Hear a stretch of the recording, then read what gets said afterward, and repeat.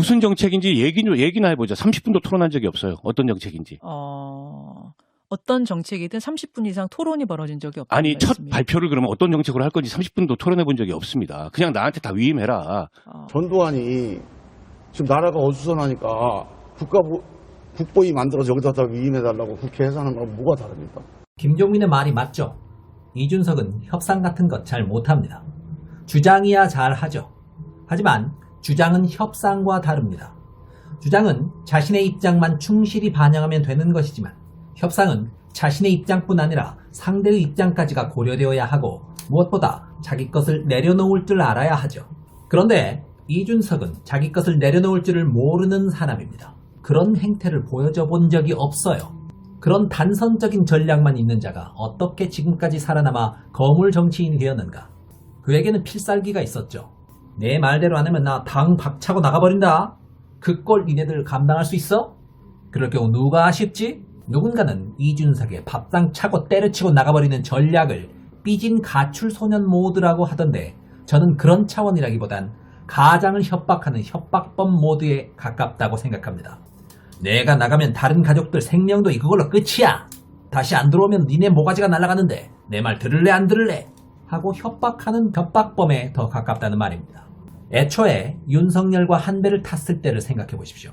비단 보자기 어쩌고 하면서 조롱에 가까운 언사들을 막 깔아놓고 우리 당에 들어오면 한 수 가르쳐 줄게 하고 접근해온 이준석이라는 이 건방진 놈을 그래도 윤석열이 권력욕 하나만으로 많이 참아주고 들어갔어요.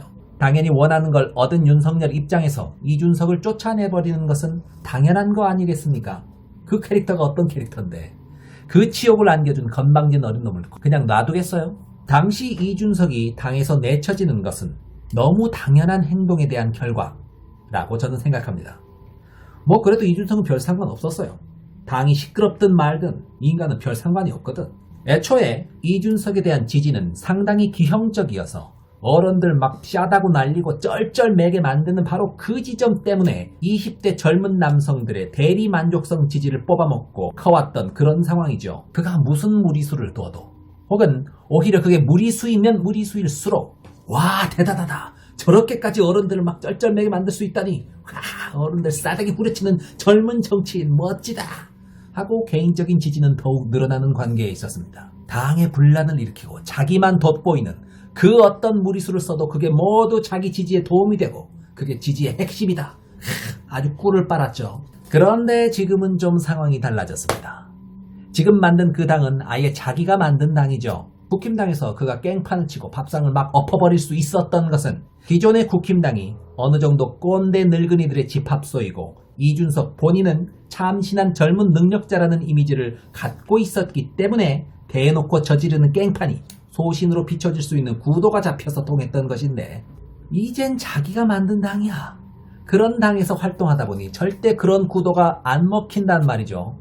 뭔가 지 맘대로 일이 안 풀리거나 자기를 마구 떠받들어주지 않는 상황이 펼쳐졌을 때 밥상 뒤엎어버려? 그거 이제 안 통합니다. 만약 그랬다면 어떻겠습니까? 자기 면상에 막 펀치를 날리는 최악의 구도가 짜여버리는 상황. 따라서 이젠 이준석의 필살기가 원천적으로 봉쇄된 상황에서 오직 노련한 협상과 조율만으로 난국을 돌파해 나아가야 합니다. 과연 이준석이 그게 가능한 인간일까? 저는 불가능하리라고 생각합니다. 이준석은 사실상 당대표라는 것을 무슨 총재와 같은 것으로 인식하고 있을 겁니다. 그럴만해요. 그는 민주적 의결 절차에서 필수적인 자기 것을 내려놓는 것에 대한 훈련이 전혀 안 되어 있는 자입니다. 그런 자가 어떤 이유로든 지지를 받으면 총재와 같은 전권을 휘두르는 상을 추구해야 할 목표로 삼게 될 수밖에 없다고 생각합니다. 그런데 그가 손잡은 이낙연 및 김종민과 같은 분들은 과연 어떤 인간들이냐? 일단 민주당 내에서 잔뼈가 굵은 분들이시라 민주적 절차를 지켜야 한다는 명분 하나는 확고하신 분들. 자, 실체적 명분에 충실하다는 얘기가 아닙니다. 다 들어보십시오. 그런데 오히려 그걸 이용하여 절차적 정의에 외피를 쓰고 자신들의 무리수를 요구하는데 매우 유능하신 분들. 딱 이준석과 반대 의미로 무리수에 능통한 분들입니다. 구체적으로 어떤 식이냐? 실제로는 자신들의 욕심에 못 미쳐서 상대의 제안에 동의하지 않는 것이 속내이지만 겉으로 내세우는 외피는 민주적 절차가 위배되었기 때문에 대의 차원에서 나는 대의에 충실한 사람이라 그런 건 동의를 못 해주겠다. 라고 능수능란하게 명분을 막 짜깁기 해가지고 만들어낼 수 있는 바로 그런 분들. 즉 명분의 외피를 씌워서 자기 욕심을 채우는데 아주 능수능란한 베테랑들이라는 말이죠. 자, 양쪽 다 불통형의 의사결정 구조를 지녔다는 것에서 결국 일치하지만 그 유형에 있어서는 아예 극과 극으로 다른 상황. 이런 기가 막힌 조합의 상극이 같은 곳에서 만났으니 일이 잘 이루어질 리가 있겠습니까? 자, 그렇다면 이 싸움의 끝은 어떻게 될 것인가? 비민주적인 불통의 끝판왕 이준석과 명분 장난지형 불통의 끝판왕 낙연계, 둘 다 자기 맘대로 하겠다는 것을 목표로 외나무다리에서 단두대 매치가 열린 상황. 일단 이 추세 그대로가 유지된다면 이준석은 거의 생애 처음으로 자기 뜻대로 안 되는 상황을 맞아 뒤에서 눈물을 흘리겠죠. 이준석의 필살기인 밥상 뒤엎어버리기는 이 상황에서 시전 가능하겠습니까? 자기가 당 만들어 놓고 밥상을 엎어서 가출한 뒤에 연락 끊고 잠적을 한다? 뭐 상대가 대선 후보이고 잃을 게 많았던 그런 상황에서는 아주 잘 먹혔지. 천하의 고집불통 윤석열도 꼬리를 막 내리게 만들고. 그런데 지금은 그 상황 아니거든요. 잃을 게 많은 자를 상대하는 게 아니라 내가 아쉬워서 정체성에도 안 맞는 자들을 의석수 좀 불려보려고 내가 모신 거거든. 그런데 하필 그 모신 의원들이 다 앓고 다른 명분 싸움의 달인들인데, 허울뿐인 명분 싸움의 달인들인데 실제로 속에 품은 욕심은 이준석 못지않아. 결국 자기들 하고 싶은 대로 조건이 나오지 않으면 협상해줄 자들이 아니야. 욕망의 끝판왕들끼리 모였는데 한쪽의 필살기는 막혀있고 한쪽의 필살기는 적당히 기름칠되어 있는 그런 상황. 결국 지금의 추세대로만 간다면 필살기가 봉쇄되어 있는 이준석이 꼬리를 내리는 식으로 갈 겁니다. 그런데 여기서 존재하는 변수는 이준석의 태도 변화이긴 합니다.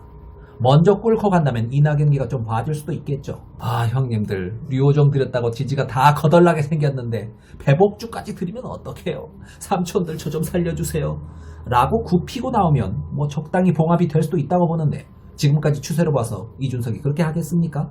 이준석은 버르장머리 없이 어른들 막 뺨 후려 갈기고 무리하게 삼촌들 호통치고 갖고 놀고 하는 것만으로 지지를 받았던 한국 정치판의 가장 기형적인 돌연변이 정치인입니다.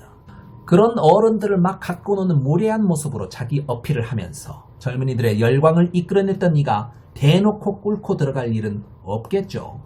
자, 이준석이 과연 자신의 깽판 필살기가 봉쇄된 상황에서 점잖은 욕심쟁이 분들을 잘 설득시켜서 합의에 성공할 수 있을지 결과가 참 궁금해집니다. 팝콘을 먹으며 지켜볼 수 있을 것 같군요. 마치겠습니다. 심각하게 폭발할 것이란 전망도 나오고 있습니다. SBS 박찬범입니다.